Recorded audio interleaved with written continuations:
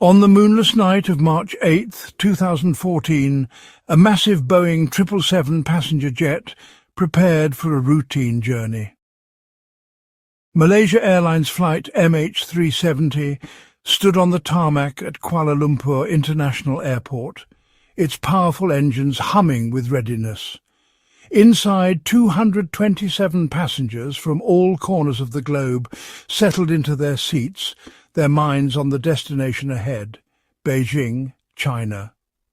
They were a diverse group of people: artists, business travellers, engineers returning home, and others embarking on new journeys. At the helm were two experienced pilots, Captain Zahari Ahmad Shah and his first officer Farik Abdul Hamid, supported by a dedicated cabin crew of 10. Everything about the flight seemed perfectly normal, just another ordinary trip in the vast, interconnected network of global air travel. The aircraft, registered as 9MMRO, was a modern marvel of engineering, renowned for its excellent safety record. As it taxied onto the runway, the cabin lights dimmed, and the familiar safety announcements played out. Passengers tucked away their belongings, maybe sending one last text message or finishing a chapter of a book.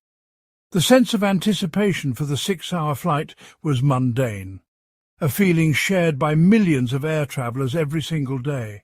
There was no premonition, no warning sign, no indication that this flight was destined to become anything other than a simple line on a map connecting one city to another. The world outside the airplane windows was dark and quiet, unaware of the profound mystery that was about to unfold.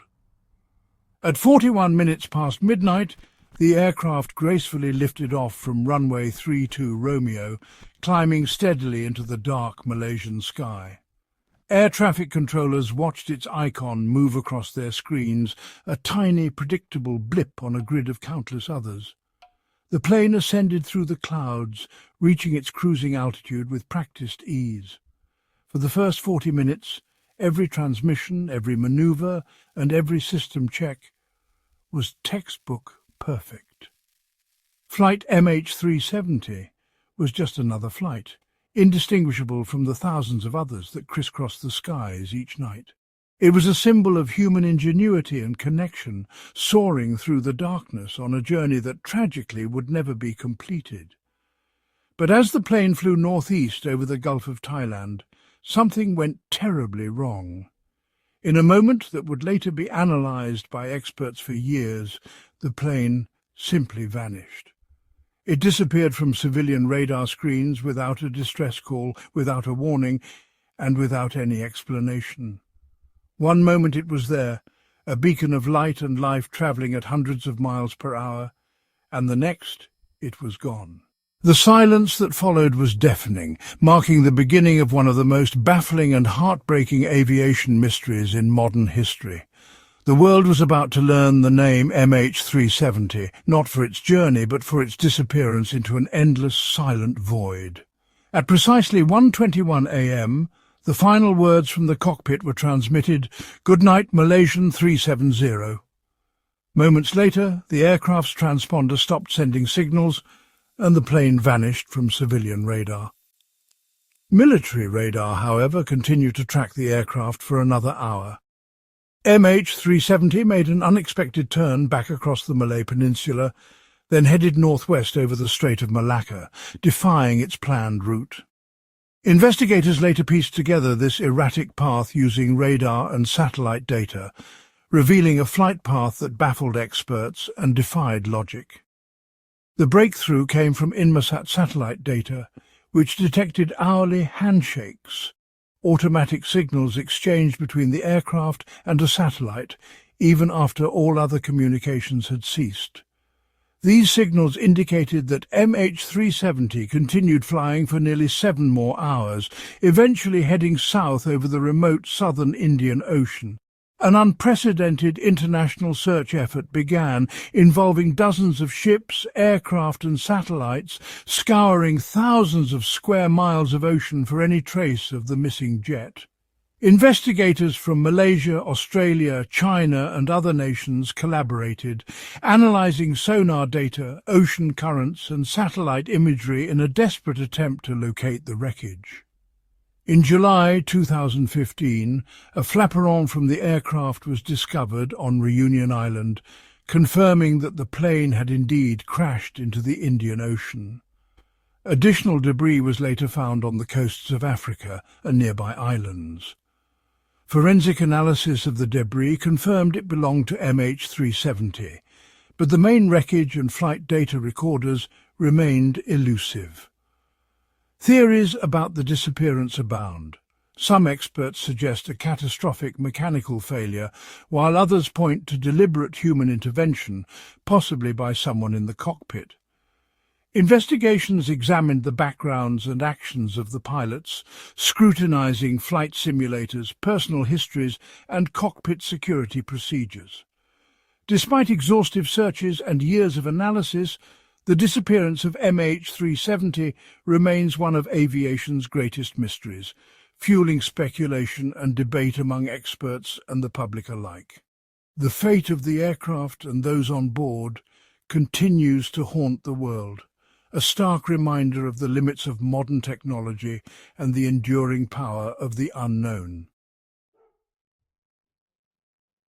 The disappearance of MH370 is a story told through a meticulous sequence of electronic signals, radar traces and radio calls, a timeline that begins in the early hours of March 8, 2014. At 12:41 a.m. local time, Malaysian Airlines Flight 370, a Boeing 777, departed Kuala Lumpur International Airport bound for Beijing. The aircraft was piloted by Captain Zahari Ahmad Shah and First Officer Fariq Abdul Hamid. The initial climb and departure were uneventful. The aircraft followed its planned route, heading northeast over the South China Sea. At 12:46 a.m., the flight contacted Lumpur radar, confirming its climb to 18,000 feet. At 12:50 a.m., the crew was instructed to climb to flight level 350, 35,000 feet.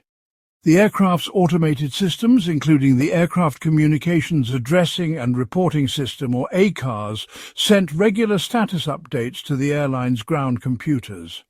At 1:07 a.m., the final ACARS transmission was sent, reporting nothing unusual. This was the last routine data message from the aircraft's systems. The message was standard, indicating all systems were functioning normally. After this, the ACARS system ceased transmitting, either due to being manually disabled or losing power. At 1:19 a.m., Lumpur radar instructed MH370 to contact Ho Chi Minh Area Control Center as it approached the boundary between Malaysian and Vietnamese airspace. The final radio transmission from the cockpit was a calm, "Good night, Malaysian 370, believed to be spoken by Captain Shah. This was the last confirmed communication from the flight deck. No further radio calls were made by the crew. At 1:21 a.m., the aircraft's transponder, which broadcasts its identity and altitude to civilian radar, was switched off. This caused the plane to disappear from civilian radar screens. Air traffic controllers in both Malaysia and Vietnam lost the radar contact, and attempts to reach the crew by radio went unanswered. The aircraft had effectively vanished from civilian tracking systems. However, Malaysian military radar continued to detect an unidentified aircraft making a sharp turn back across the Malay Peninsula. The military radar tracked the plane as it flew westward, passing near the island of Penang. The aircraft executed a controlled turn, deviating from its planned route, and flew along established airways, suggesting manual control. At 1:52 a.m., the plane was observed on military radar making a northwest turn over the Strait of Malacca. Around this time, the first officer's cell phone briefly connected to a ground tower on Penang Island, indicating the aircraft was flying at a lower altitude. The aircraft continued northwest, flying over the Strait of Malacca and into the Andaman Sea. The maneuvers performed during this phase required manual input. indicating that someone in the cockpit was actively controlling the aircraft. At 2:15 a.m., the last military radar contact placed the aircraft approximately 200 nautical miles northwest of Penang. After this point, the aircraft was no longer visible to any radar. At 2:25 a.m., the aircraft's satellite data unit, previously inactive, logged back onto the Inmarsat satellite network, initiating a series of automated hourly handshakes. These handshakes, or pings, confirmed the aircraft was still powered and airborne, but did not reveal its precise location. Between 2:25 a.m. and 8:11 a.m., 7 satellite handshakes were exchanged, each about an hour apart. The final complete handshake occurred at 8:11 a.m. At 8:19 a.m., a partial handshake was received, likely caused by the aircraft's power loss, as the engines flamed out due to fuel exhaustion. After that, all signals ceased. The fate of MH370 and those on board remains one of aviation's greatest mysteries. In the hours and days that followed the disappearance of MH370, a sense of bewildered urgency gripped the world. Newsrooms buzzed with updates, and governments mobilized resources at an unprecedented scale. What began as a standard search and rescue mission quickly escalated into one of the largest and most complex international efforts in history. Teams from around the globe coordinated their actions, sharing intelligence and resources.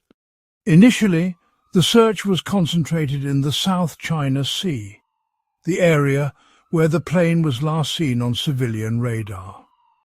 Radar stations and air traffic controllers worked tirelessly, combing through data for any sign of the missing aircraft.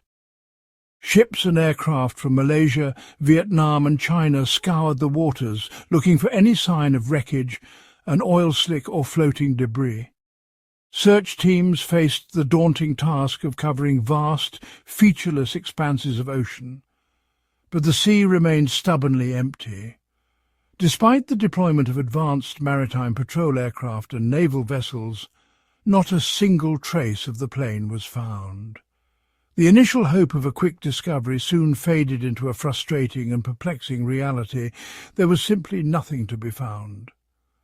Fatigue and frustration set in among the search crews, but the effort pressed on. As military radar and satellite data revealed the plane's dramatic turn to the west, the search area shifted dramatically. Analysts pored over every available data point, recalculating possible flight paths. The focus moved from the South China Sea to the Strait of Malacca and the Andaman Sea. Aircraft and ships were redeployed, and new search grids were established. More countries joined the effort, contributing military assets and expertise. International coordination centres were established, with representatives from each nation working side by side. At its peak, the operation involved 26 nations, with dozens of aircraft and ships combing vast stretches of ocean. Advanced technologies were brought in, including sonar arrays, underwater drones and satellite imaging. The search became a testament to global cooperation, as nations that were often political rivals worked side by side, united by a common humanitarian goal. Language barriers and differing protocols were overcome through determination and teamwork. Yet, despite this unprecedented mobilization of resources and technology, the mystery only deepened. The vastness of the ocean and the lack of concrete evidence posed immense challenges. The plane seemed to have vanished from the face of the earth. Searchers were left with more questions than answers. The breakthrough came from a British satellite company, Inmarsat. Their team of engineers began analysing the faint automated handshakes that the plane had sent for hours after it disappeared. Their engineers analysed the faint automated handshakes that the plane had sent for hours after it disappeared. Using sophisticated algorithms, they extracted crucial timing and distance information from the satellite data. By measuring the time it took for the signals to travel from the aircraft to the satellite, They were able to calculate the plane's approximate distance from the satellite at the time of each ping. This required advanced mathematical modelling and technical expertise. This data did not give a precise location, but it allowed them to draw two enormous arcs on the world map, one stretching north over Central Asia and the other arching deep into the southern Indian Ocean. The northern route was quickly ruled out, as it passed over numerous countries with robust radar coverage that would have surely detected the plane. International radar networks were checked and rechecked for any missed signals. This left only one terrifying possibility. MH370 had flown south. The search now faced the daunting prospect of scouring the remote southern Indian Ocean. It had continued for hours over one of the most remote and desolate stretches of water on the planet, far from any shipping lanes or land masses. Harsh weather, unpredictable currents, and the sheer scale of the area made the search even more challenging. On March 24, 2014, the Malaysian Prime Minister made a grim announcement based on this new analysis. He declared that with deep sadness and regret it had to be concluded that MH370's flight had ended in the southern Indian Ocean. The news was met with shock and sorrow by families and officials alike. The initial surface search, which had covered over 4.5 million square kilometres, was called off. Ships and aircraft began to withdraw, their crews exhausted and disheartened. The hunt for the plane was about to move from the sunlit surface of the ocean to its dark, uncharted depths, a new and even more challenging phase in this desperate quest for answers. The next stage would require even more advanced technology and unwavering determination from the international teams. With the search area narrowed to the vast, turbulent waters of the southern Indian Ocean, the mission to find MH370 entered a new and daunting phase. The focus shifted from searching for surface debris to locating the aircraft's wreckage on the seabed, thousands of metres below. Australia took the lead in this immense undertaking, coordinating an underwater search in a region often called the Roaring Forties for its powerful winds and colossal waves. The primary goal was to find the plane's two black boxes, the flight data recorder and the cockpit voice recorder. These devices are equipped with underwater locator beacons that emit pings for about 30 days after being submerged, offering a small window of opportunity to find them. The search teams deployed sophisticated equipment, including towed pinger locators, designed to listen for the faint signals from the black boxes. In early April 2014, hope soared when a Chinese ship, the Haixun 01, detected a series of distinct pings in the search area. Soon after, an Australian vessel, the ADV Ocean Shield, detected similar signals in the same vicinity. For a moment, it seemed the mystery was on the verge of being solved. The world watched with bated breath as an autonomous underwater vehicle named Bluefin 21 was sent down to scan the sea floor where the pings were heard. It was a slow, painstaking process, with the submersible spending hours mapping the dark ocean floor metre by metre. However, after weeks of intensive searching around the location of the detected signals, the effort yielded nothing. The pings were ultimately determined to be a false lead, likely caused by the search ship's own electronic equipment or some other unknown source. The crushing disappointment was immense. The battery life of the black box beacons had expired, meaning the search was now blind. Before a more detailed underwater search could begin, a comprehensive map of the ocean floor was needed. A bathymetric survey was launched, using sonar to chart the underwater mountains, canyons and volcanoes of this previously unexplored region. This massive mapping effort revealed a seabed more rugged and complex than anyone had imagined. Once the mapping was complete, a new high-tech underwater search began, covering a priority area of 120,000 square kilometres. For over 2 years, specialized vessels methodically scanned the seafloor with advanced sonar and video equipment. They found shipwrecks and underwater geological formations, but no sign of MH370. In January 2017, the governments of Malaysia, Australia and China officially suspended the search, concluding that all credible leads had been exhausted. Later, in 2018, a private American company named Ocean Infinity launched its own search on a no-find, no-fee basis, but it too ended without success. The deep ocean had kept its secrets, and the wreckage of MH370 remained lost in the abyss. The underwater search operations utilized remotely operated vehicles, or ROVs, equipped with high-definition cameras and manipulator arms to collect samples and investigate potential debris. Side-scan sonar was employed to create detailed images of the ocean floor, revealing objects and structures that might otherwise go unnoticed.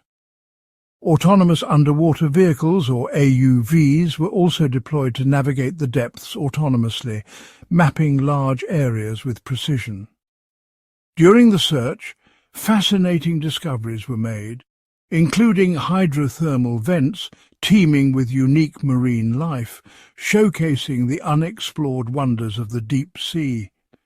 Deep-sea submersibles were used to explore ocean trenches and other challenging terrains, their powerful lights piercing the darkness to reveal hidden landscapes. In the control rooms, search teams meticulously monitored real-time data from the sonar and video feeds, analyzing every detail for clues. Underwater robots collected sediment samples from the ocean floor, which were then analyzed for any traces of the missing aircraft. High-resolution sonar images provided detailed maps of underwater canyons and geological formations, aiding in the search strategy. Deep-tow sonar systems were deployed to scan the ocean floor at greater depths, enhancing the search capabilities. The search operations uncovered several shipwrecks, each a testament to the ocean's ability to preserve history beneath its waves.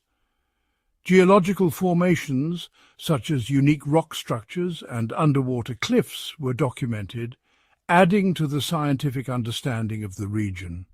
Despite the advanced technology and exhaustive efforts, the search teams faced numerous challenges, including false leads and the vastness of the search area. The deep-sea environment revealed bioluminescent organisms and other deep-sea creatures, highlighting the diversity of life in the ocean's depths. The search continued day and night, with crews working tirelessly to cover as much ground as possible. The abyssal plain, a vast and empty expanse of the ocean floor, remained a challenging area to search, with its featureless terrain offering few clues. Strategic discussions and planning sessions were crucial as the search teams adapted their approach based on the latest data and findings. The discovery of deep-sea vents and their unique ecosystems provided valuable scientific insights, even as the primary mission remained unfulfilled. The search operations faced harsh weather conditions, with rough seas and strong currents adding to the complexity of the mission. Despite the challenges, the search teams remained dedicated, using every available tool and technology to scour the ocean floor. The hunt beneath the waves was a testament to human perseverance and the relentless pursuit of answers in the face of overwhelming odds. As the physical search for MH370 yielded very few clues, the investigation turned inward, focusing on the human element. The official safety investigation report, released years later, concluded that the aircraft's deviation from its flight path was not caused by an accident or a system malfunction. The precise, deliberate turn back over Malaysia, the shutdown of communication systems, and the long, silent flight south were all, as the report put it, consistent with deliberate action. This pointed to the chilling possibility that someone in control of the aircraft, likely in the cockpit, had intentionally flown it to its doom. This theory placed the pilots, Captain Zahari Ahmad Shah and First Officer Fariq Abdul Hamid, under intense and honestly painful scrutiny. Captain Zahari was a highly respected senior pilot with over 18,000 hours of flying experience. He was known as a dedicated professional and a kind family man. Yet investigators delved deep into his life, searching for any sign of personal trouble, financial stress, or psychological distress that might suggest a motive. They found none. One detail that drew significant attention was the discovery of a sophisticated flight simulator in his home. After the FBI recovered deleted data from the simulator's hard drive, they found a flight path that had been plotted deep into the southern Indian Ocean, eerily similar to the one MH370 is believed to have taken. However, investigators could not definitively prove a link, stating the data was not conclusive enough to be considered evidence of premeditation. The focus also fell on the first officer, Fariq Abdul Hamid, a younger pilot who was on the verge of being fully certified to fly the Boeing 777. Investigations into his life also failed to uncover any red flags or motives for such a drastic act. The theory of pilot suicide, while a leading contender due to the deliberate nature of the flight's path, remains just that, a theory. It's a deeply troubling idea, not only for the families of the crew but for the entire aviation community. The idea that a trusted pilot could be responsible for such a catastrophic loss of life is, honestly, one of the darkest scenarios imaginable. And without the cockpit voice recorder, there is just no way to know what was said or what happened in those final hours. Another possibility considered under the umbrella of deliberate action is hijacking by someone else on board. Investigators meticulously examined the backgrounds of all 227 passengers. Early in the investigation, suspicion fell on 2 Iranian men who were travelling on stolen European passports. This raised immediate fears of a terrorist plot. However, it was soon determined that these men were asylum seekers hoping to start new lives in Europe with no known links to terrorist organisations. With no credible claim of responsibility from any group and no evidence pointing to a passenger takeover, the theory of a third-party hijacking has largely been dismissed by most investigators, leaving the focus squarely on the actions taken from within the cockpit. Experts have proposed several scenarios that could explain the events in the cockpit. One theory suggests a sudden incapacitation of the crew due to hypoxia, a condition caused by a lack of oxygen. In such a scenario, the aircraft could have continued on autopilot until it ran out of fuel. However, this does not explain the deliberate course changes observed. Another possibility is a struggle in the cockpit, where one pilot might have attempted to regain control from the other. This could account for the erratic flight path and the shutdown of communication systems. Some experts believe that a mechanical failure combined with human error could have led to the tragic outcome. For instance, a fire in the cockpit might have forced the crew to disable certain systems, leading to a loss of communication.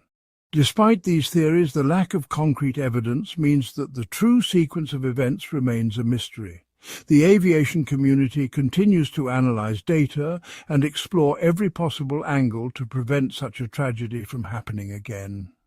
The search for answers is ongoing, with experts from around the world collaborating to piece together the puzzle of what happened in the cockpit of MH370. While deliberate action remains a leading theory, investigators also had to explore every possibility of catastrophic mechanical failure.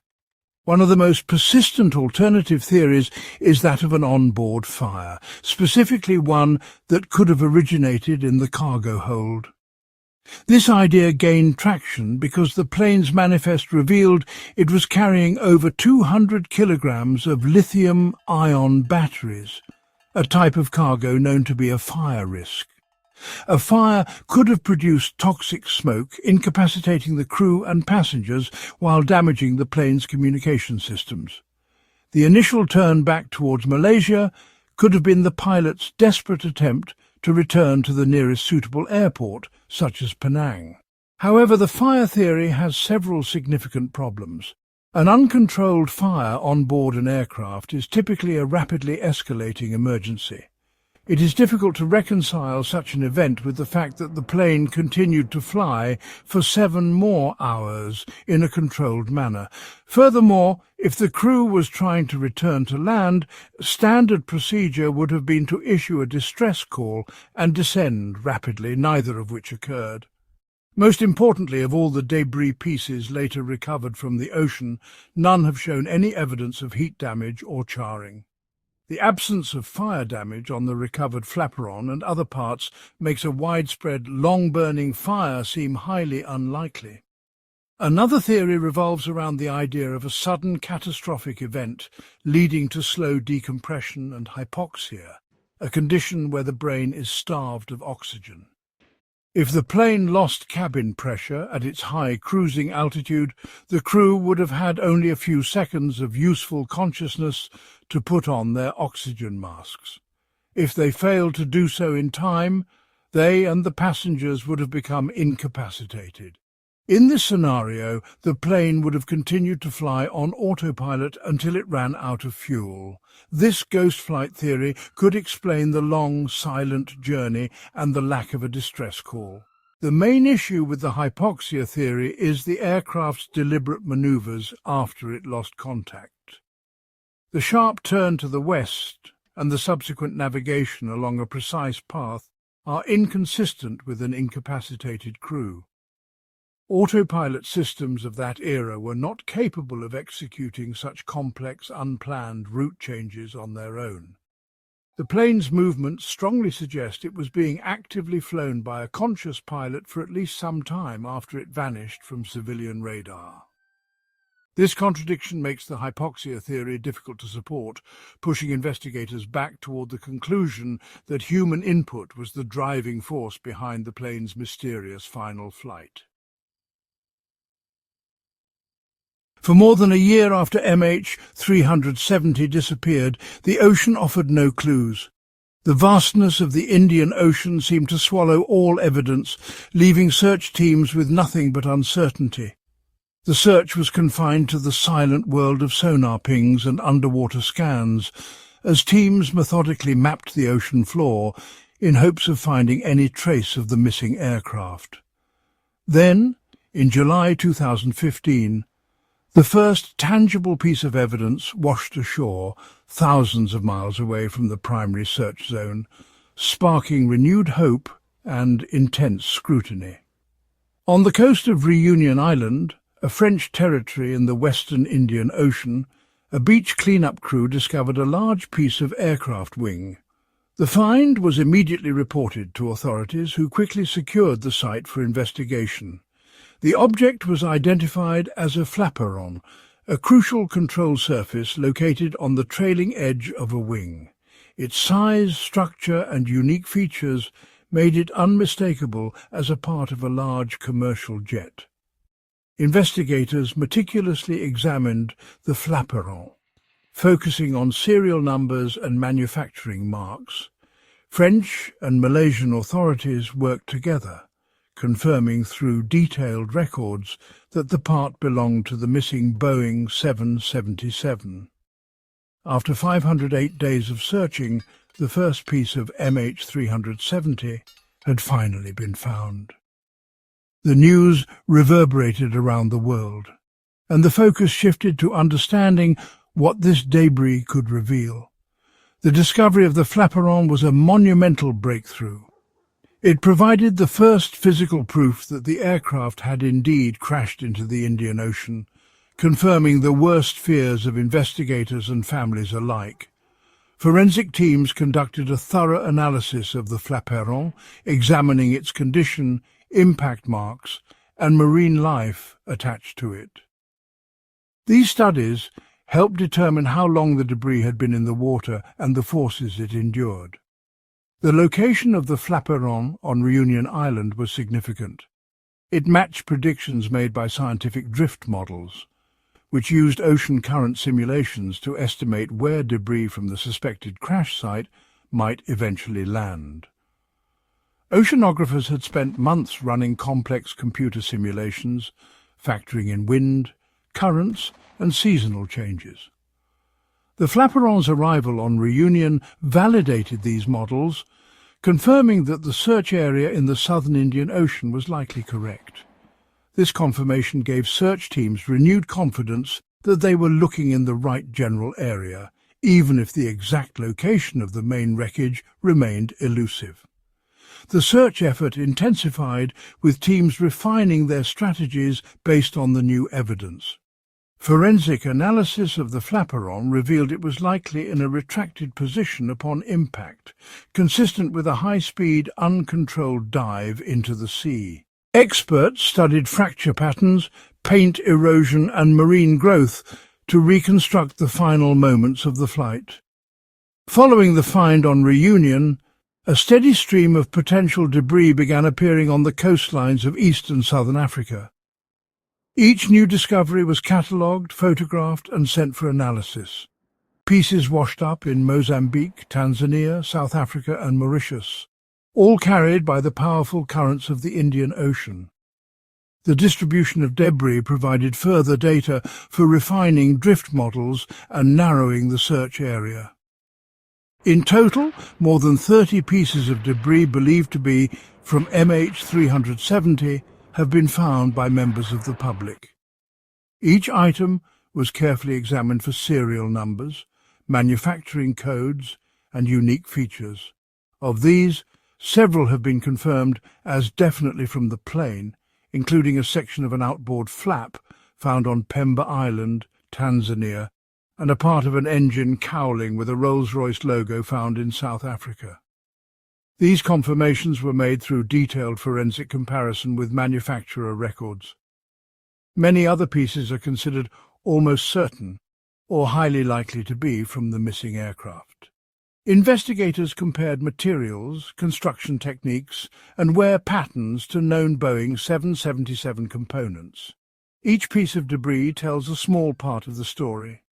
Forensic teams analyzed impact damage, saltwater corrosion and biological growth to estimate how long each item had been adrift and the conditions it endured.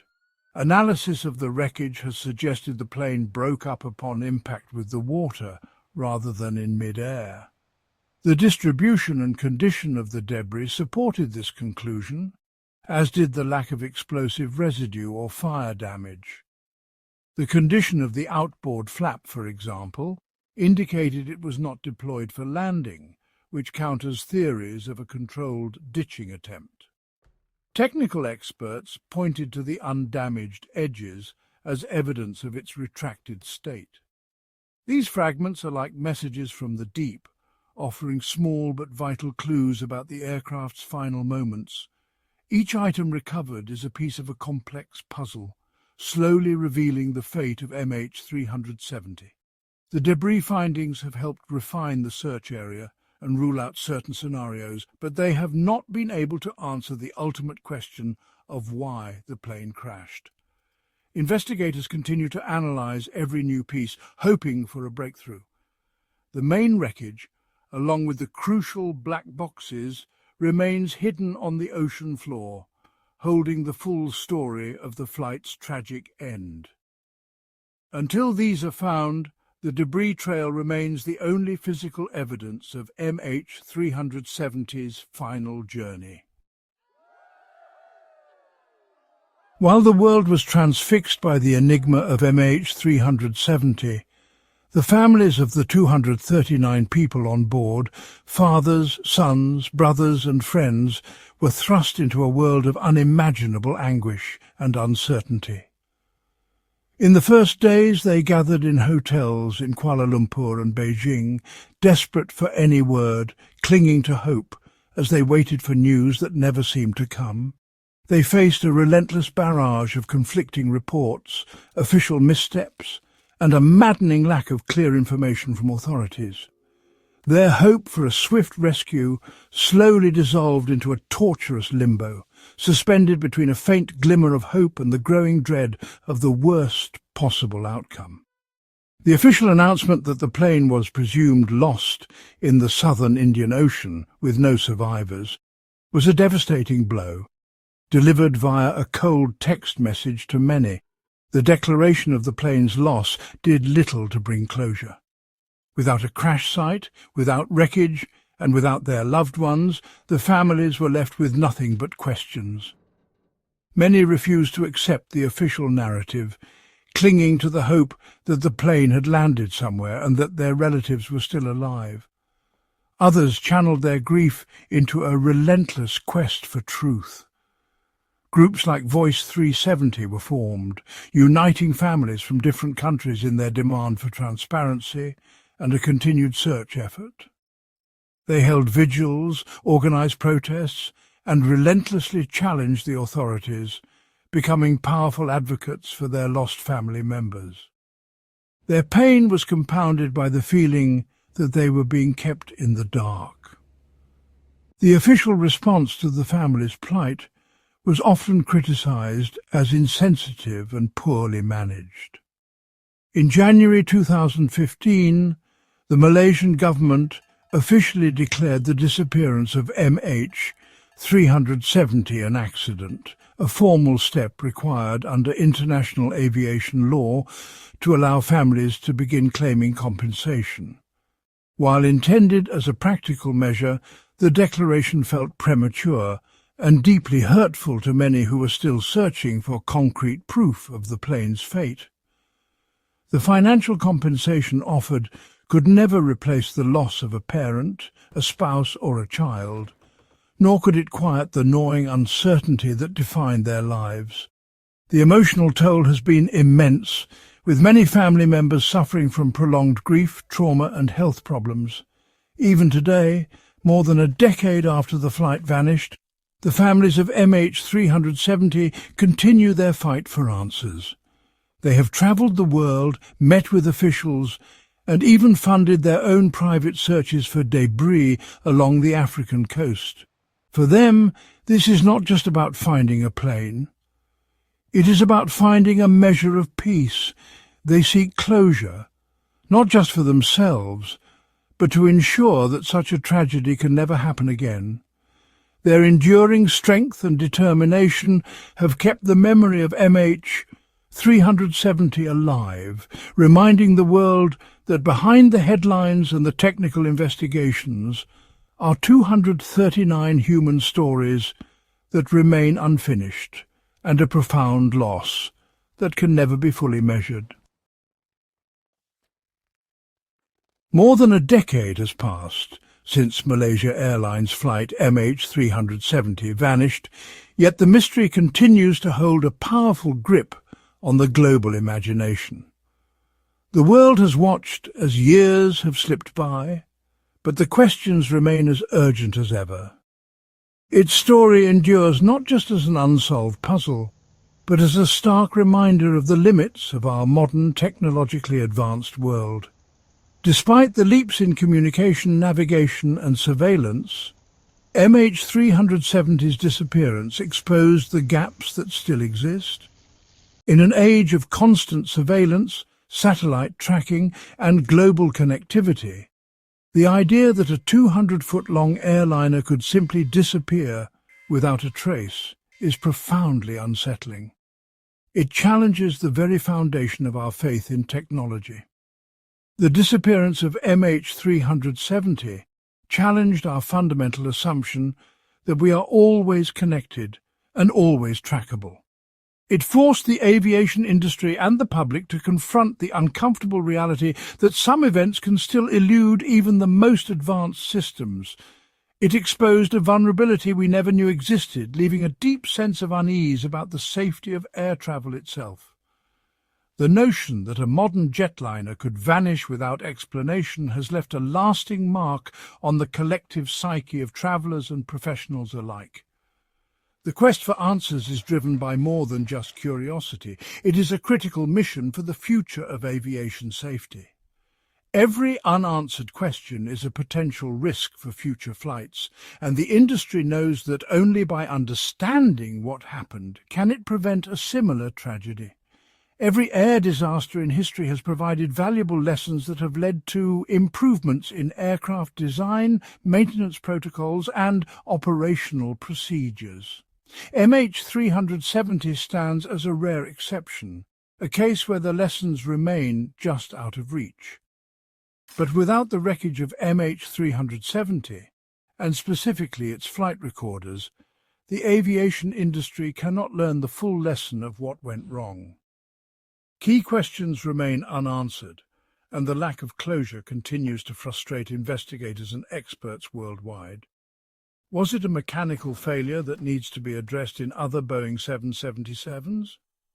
The uncertainty leaves a shadow over every similar aircraft in the skies. Was it a security breach that requires new screening protocols? The possibility of human intervention or oversight lingers, prompting ongoing reviews of airport and airline security. Or was it a result of pilot mental health issues, a topic that the industry is still grappling with? The mental well-being of those entrusted with hundreds of lives remains a critical yet sensitive area of focus. Finding the plane is essential to preventing a similar tragedy from ever happening again. The search is not just about solving a mystery, but about safeguarding the future of aviation. The enduring mystery also speaks to our deep human need for closure and resolution. For those left behind, the absence of answers is a burden that grows heavier with each passing year. Stories need endings, and the story of MH370 has none. The lack of resolution leaves a void that is felt not only by those directly affected, but by all who follow the story. For the families of the victims, this open wound can never begin to heal until they know for certain what happened to their loved ones. The absence of answers is a daily reminder of loss and uncertainty. For the rest of the world, the unresolved nature of the disappearance fuels endless speculation and a proliferation of theories, from the plausible to the outlandish. The search for truth has become a global conversation, drawing in experts and amateurs alike. The lack of concrete evidence has created a vacuum that is easily filled by our greatest fears and wildest imaginations, ensuring that MH370 remains a subject of documentaries, books and late-night discussions for years to come. The mystery has become a part of our culture, a symbol of the unknown. Ultimately, the search for MH370 is a testament to our shared humanity. It is a reflection of our determination to seek answers, to honour those lost, and to ensure that such a tragedy is never repeated.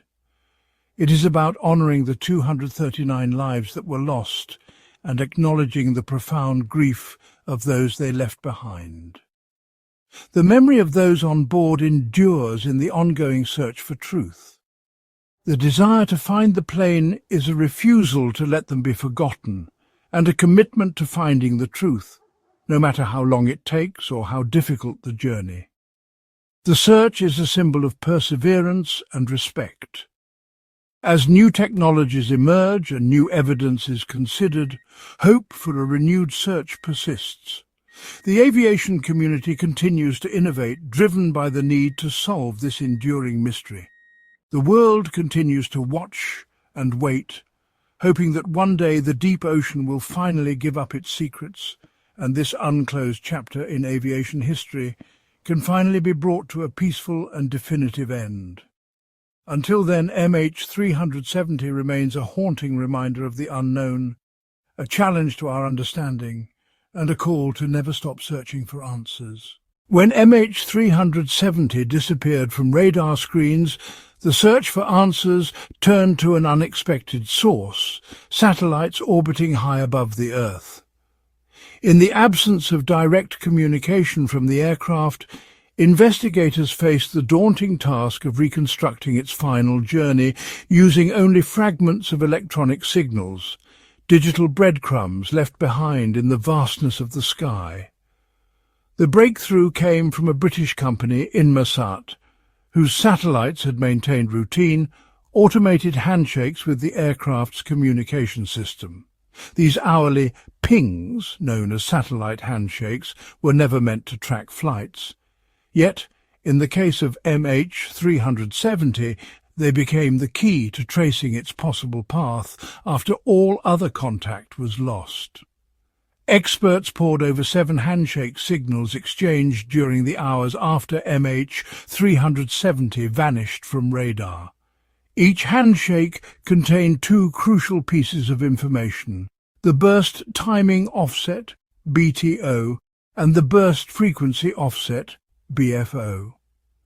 The BTO measured the time it took for a signal to travel between the plane and the satellite, providing a series of possible arcs, vast rings across the Indian Ocean, where the aircraft could have been at each handshake. The BFO, on the other hand, measured the frequency shift caused by the Doppler effect, hinting at the plane's movement relative to the satellite. Interpreting these numbers required complex calculations and simulations.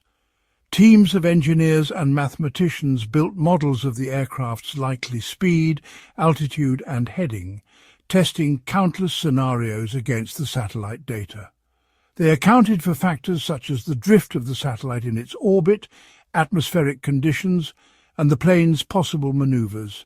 The results narrowed the search to a remote corridor in the southern Indian Ocean, an area as challenging to reach as it was to scan. However, the satellite data came with limitations. The handshake arcs were not precise tracks, but rather broad swaths of ocean hundreds of miles wide. The final handshake, interpreted as a failed log-on request, suggested a sudden loss of power but left open questions about the aircraft's final descent. The calculations depended on assumptions about the plane's speed and direction, variables that could not be confirmed without physical evidence. Despite these challenges, the analysis of satellite data represented a triumph of ingenuity under pressure. The work done by the Inmarsat team and international investigators transformed routine communication logs into the foundation of the most extensive undersea search in aviation history. Their findings guided ships and submersibles across tens of thousands of square miles in search of the missing Boeing 777. Yet, as the years have passed, the limits of satellite data have become clear. Without more signals or additional wreckage, the exact location of MH370 remains elusive. The interpretation of BTO and BFO continues to be refined with new research and technology, keeping alive the hope that these digital traces may one day lead to a breakthrough. The story of MH370's satellite data analysis is a testament to the power and the limits of modern technology. It stands as a reminder that even in an era of global connectivity, some mysteries require persistence, innovation, and the willingness to search for meaning in the faintest of signals. When the world realized MH370 had vanished, borders and rivalries seemed to blur, at least for a moment. Governments, military forces and civilian experts from more than 24 countries mobilized in an unprecedented display of international cooperation. Search planes from Australia, Malaysia, China and the United States swept vast stretches of ocean. Naval ships from the UK, Japan and Vietnam joined the hunt, deploying cutting-edge sonar and underwater drones. Intelligence agencies shared satellite images and radar data, while aviation authorities exchanged expertise in accident investigation. Yet behind the scenes, the search for MH370 also revealed the complexities and sometimes the fragility of global collaboration. Early confusion over the flight's last known position led to disputes between Malaysia, Vietnam and Thailand about search responsibilities. As days turned into weeks, frustration mounted among countries with citizens on board, especially China, which pushed for more transparency and decisive action from Malaysian authorities. Technical cooperation was both a triumph and a challenge. Sharing sensitive military radar and satellite data required trust and delicate negotiation, with some nations reluctant to reveal the full capabilities of their surveillance systems. Cultural and linguistic differences complicated communication, while shifting priorities led to occasional disagreements over where to focus the search. The multinational effort was coordinated from the Australian city of Perth, where daily briefings brought together representatives from across the globe. Specialists debated search zones, analysed new leads, and coordinated resources. Despite inevitable tensions, most agreed on a single goal: bringing answers to the world and closure to the families. As the years have passed and the search has changed hands, from Malaysia to Australia and eventually to private contractors, the legacy of this international response endures. MH370 became a test not just of technology, but of diplomacy, transparency, and collective resolve. The experience prompted calls for reforms in global aviation safety, including better tracking and real-time data sharing for commercial flights. The search for MH370 showed both what the world can achieve when united and the obstacles that remain when national interests collide. It is a story of solidarity and struggle, of breakthroughs born from teamwork, and of the hard lessons learned when facing the unknown together. The disappearance of MH370 did more than spark a global search.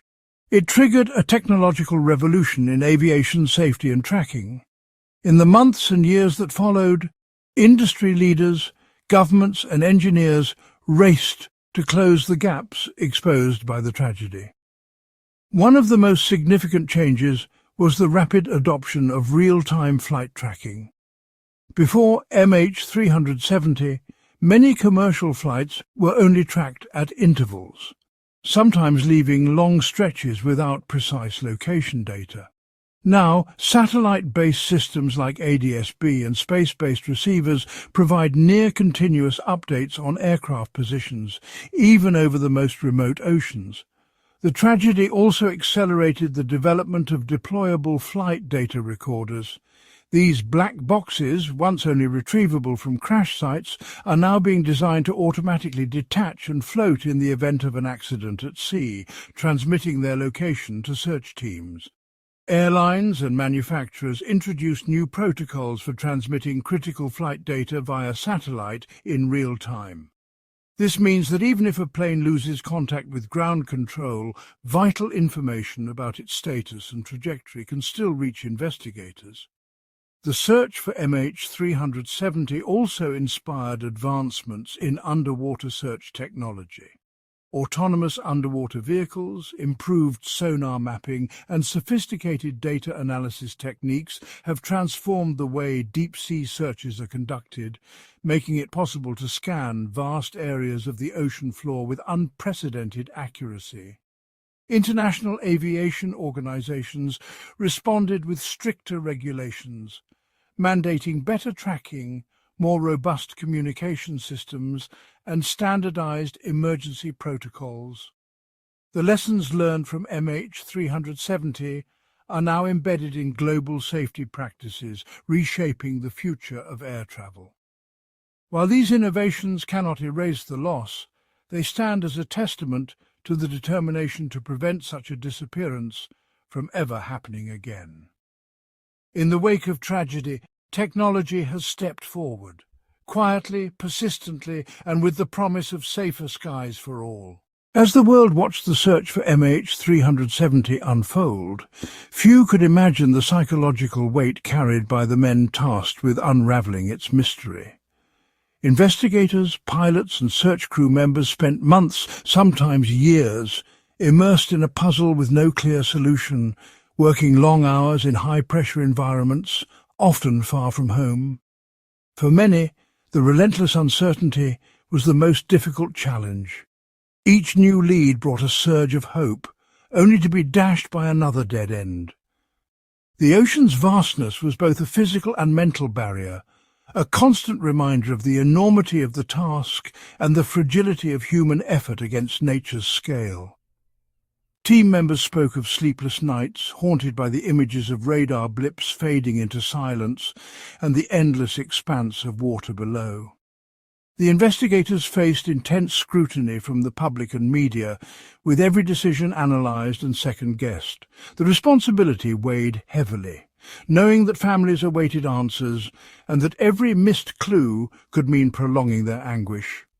Some searchers found themselves replaying scenarios, obsessively reviewing data, questioning if something crucial had been overlooked. In the field, camaraderie became a lifeline. Men who might never have crossed paths forged strong bonds, united by a shared mission and the silent understanding of what was at stake. But even among colleagues there were moments of isolation, feelings of helplessness, frustration and grief that were difficult to share or explain. For some, the search left scars that lingered long after the official efforts ended. The sense of unfinished business, of questions left unanswered, became a quiet companion. Others found purpose in the innovations and procedures that emerged, taking solace in the hope that their work would help prevent future tragedies.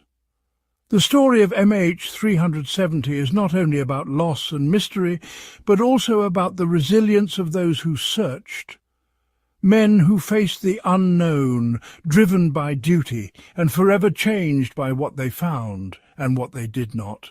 The disappearance of MH370 sent shockwaves through the world of aviation, exposing vulnerabilities that demanded urgent attention. In the aftermath, policymakers, regulators and industry leaders convened across continents, determined to ensure that the lessons of the tragedy would not be forgotten. One of the most significant changes was the introduction of new global aircraft tracking standards. The International Civil Aviation Organization, or ICAO, mandated that commercial planes transmit their position at least every 15 minutes during normal operations and every minute if in distress. Airlines worldwide adopted advanced satellite tracking systems, making it far less likely for an aircraft to simply vanish from radar. Flight data recorders, too, came under scrutiny. Aviation authorities began exploring deployable flight recorders, devices designed to separate from the aircraft upon impact and float, making recovery easier in the event of a crash at sea. Some airlines upgraded cockpit voice recorders to store longer periods of data, ensuring that vital clues would not be lost. Security protocols saw revision as well. New procedures were introduced for flight crew vetting, mental health assessments, and access to the cockpit. The focus shifted toward early detection of anomalies, both technical and human, before they could escalate into crisis. International cooperation strengthened. Nations agreed to share radar data more freely and to coordinate search and rescue efforts more efficiently, bridging gaps that had previously hindered rapid response. The insurance and regulatory landscape evolved in parallel. Airlines faced stricter requirements for crisis communication plans, passenger manifest accuracy, and real-time information sharing with authorities and families. Perhaps most importantly, the tragedy of MH370 became a catalyst for a cultural shift within aviation. A renewed commitment to transparency, accountability, and continuous improvement emerged. The skies became safer, not because risk was eliminated, but because the world chose to learn from loss and to act with resolve. The legacy of MH370 is written not only in sorrow, but in the policies and innovations that now safeguard millions of travellers every day, ensuring that while some answers may remain elusive, the pursuit of safety never ends.